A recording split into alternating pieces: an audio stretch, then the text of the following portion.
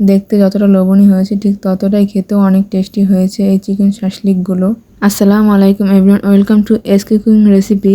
আজকে আমি চুলায় তৈরি করব চিকেন শাসলিক। একদম ঘরোয়া মশলায় এবং কম উপকরণে তৈরি করার চেষ্টা করেছি এই শাসলিকগুলো। আমি সবসময় বাসায় যে শাসলিকগুলো সহজেই তৈরি করি সেই সহজভাবেই আজকের আমি এই রেসিপিটি শেয়ার করব। আশা করছি আমার আজকের এই রেসিপি আপনাদের কাছে অনেক ভালো লাগবে এবং সহজও লাগবে। চলুন তাহলে রেসিপিটি দেখে আসি। ফার্স্টে আমি এখানে কিছু ক্যাপসিকাম নিয়েছি। এখানে আমি দুই ধরনের ক্যাপসিকাম নিয়েছি, লাল আর সবুজ। আপনারা এখানে হলুদ কালার ক্যাপসিকাম দিয়েও বানাতে পারবেন। হলুদ কালার ক্যাপসিকামটা আমার হাতের কাছে ছিল না, এই জন্য আমার হাতের কাছে যে ক্যাপসিকামগুলো ছিল সেই ক্যাপসিকাম দিয়েই বানিয়েছি।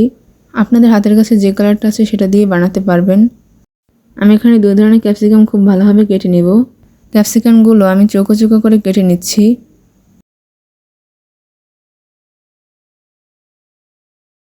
আমি এখানে সব ক্যাপসিকামগুলো খুব ভালোভাবে কেটে নিয়েছি। তারপর আমি এখানে মুরগির বুকের মাংস নিয়েছি, এগুলোকেও এখন আমি চৌকো চৌকো করে কেটে নেব। আপনারা দেখতেই পাচ্ছেন আমি মাংসগুলো কীভাবে কেটে নিচ্ছি।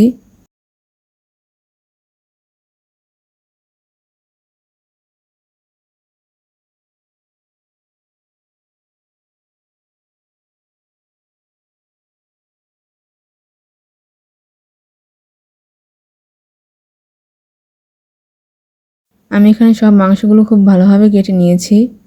এখন একটি বাটিতে তুলে নিচ্ছি। তারপর দিয়ে দিচ্ছি 1 চামচ মরিচের গুঁড়া, হাফ চামচ কালো গোলমরিচের গুঁড়া, হাফ চামচ জিরার গুঁড়া, হাফ চামচ গরম মশলার গুঁড়া, 1 চামচ রসুন বাটা, 1 চামচ আদা বাটা, 2 চামচ টমেটো সস, 1 চামচ সয়া সস, 1 চামচ লেবুর রস ও স্বাদমতো লবণ। লবণের পরিমাণটা একটু বুঝে দিবেন কারণ সয়া সসেও লবণ আছে। এখন সবকিছু হাতের সাহায্যে খুব ভালোভাবে মেখে নিব। সবকিছু খুব ভালোভাবে মেখে নেওয়া হয়ে গেলে এটাকে আমি 30 মিনিটের মতো রেস্টে রেখে দিব। 30 মিনিট পর ফিরে আসলাম। আগে থেকে কেটে রাখা ক্যাপসিকামগুলো এর ভিতরে দিয়ে দিব। আবার হাতের সাহায্যে সবকিছু খুব ভালোভাবে মেখে নিব। আপনারা চাইলে এখানে গাজর, টমেটো এভাবে কিউব করে কেটে দিতে পারেন, এটা আপনাদের পছন্দ মতো দিবেন। সবকিছু খুব ভালোভাবে মাখিয়ে নেওয়া হয়ে গেছে। এখন আমি শাসলিকগুলো তৈরি করে নিব। এজন্য আমি এখানে কয়েকটা কাঠি ভালোভাবে ভিজিয়ে রেখে দিব কিছুক্ষণের মতো। এর ভিতরে পেঁয়াজ দেওয়াটা স্কিপ হয়ে গিয়েছে। এখন আমি ভিজিয়ে রাখা কাঠির ভিতরে আমি এক এক করে গেঁথে নিচ্ছি। এই কাজটা আপনারা কীরকম করবেন সেটা একান্তই আপনাদের পছন্দ, কিন্তু একটা জিনিস খেয়াল রাখতে হবে, শুরুতে এবং শেষে ক্যাপসিকাম যেনি থাকে তাহলে এগুলো আর খুলে যাওয়ার চান্স থাকবে না। আমি আপনাদের সহজ করার জন্য আর একটা বানিয়ে দেখাচ্ছি।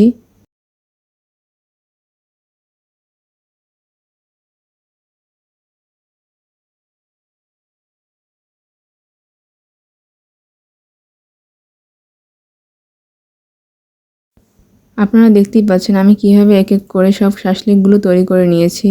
কাঠের শুরুতে এবং শেষে আমি একটু করে জায়গা খালি রেখেছি, এতে করে ভাজতেও সুবিধা হবে এবং খাওয়ার সময় সুবিধা হবে। এবার একটি কড়াইতে আমি পরিমাণ মতো তেল দিয়ে দিয়েছি। তারপর তৈরি করে রাখা শাসলিকগুলো এক এক করে দিয়ে দিচ্ছি। আমি দুইবারে ভেজে নেব, একসাথে অনেকগুলো দিব না। চুলার হিটটাকে আমি লো মিডিয়ামের মাঝামাঝি রেখে এই শাসলিকগুলোকে আমি ভাজবো। একটা পাশ আমি 2 থেকে 3 মিনিটের মতো ভেজে আমি অন্য পাশ উল্টিয়ে দিব। ঠিক এভাবেই আস্তে আস্তে ভেজে নিতে হবে।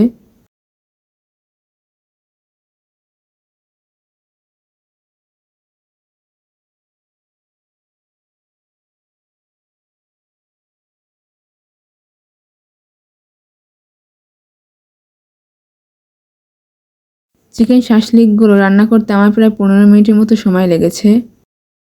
এখন এই চিকেন শাসলিকগুলো আমি উঠিয়ে নিচ্ছি।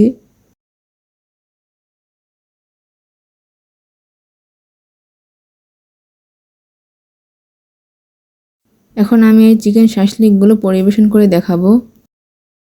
ব্যাস তৈরি হয়ে গেল অল্প উপকরণে অল্প সময় চিকেন শাসলিক। এত মজাদার এটি রেসিপি আর এত অল্প সময়ের ভিতরে আপনারা অবশ্যই একবার হলো বাসায় বানিয়ে দেখবেন।